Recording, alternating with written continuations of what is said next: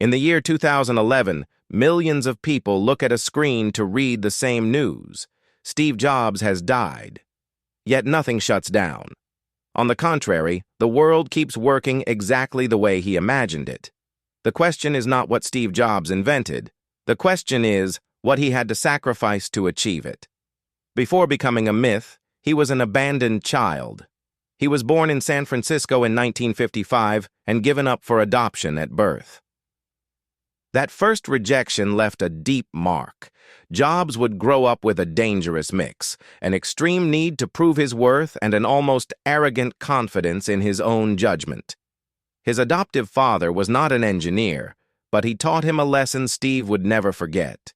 Even what cannot be seen must be perfectly made.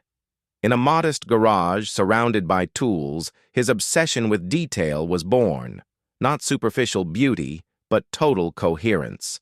During his teenage years, Steve did not fit in. He was brilliant, defiant, and difficult. He challenged teachers, rejected authority, and despised mediocrity. The idea of a normal life was unbearable to him. In the early 1970s, he met Steve Wozniak. One was pure engineering talent, the other, ambition and vision. Together, they formed an explosive combination. From a garage in 1976, they founded Apple Computer with a radical idea for the time. Technology should be personal, simple, and beautiful. Jobs was not the best programmer. He was something more dangerous.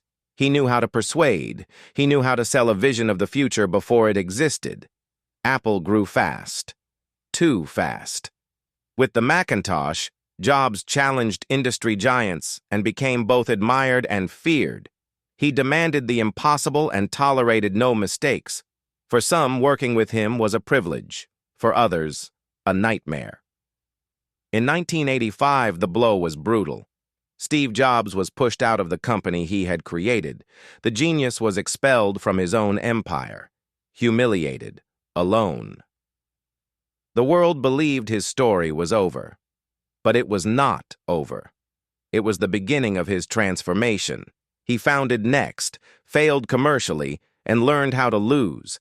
He bought Pixar and discovered the true value of creative talent. For the first time, Jobs listened. For the first time, he matured. His ego broke and rebuilt itself with more control and clarity. By the late 1990s, Apple was on the edge of collapse. Then Steve Jobs returned. Not as an impulsive young man, but as a cold, strategic leader. He cut products, simplified the company, and reimposed his vision. Then came the silent revolution. iMac, iPod, iPhone. Jobs did not sell technology. He sold identity.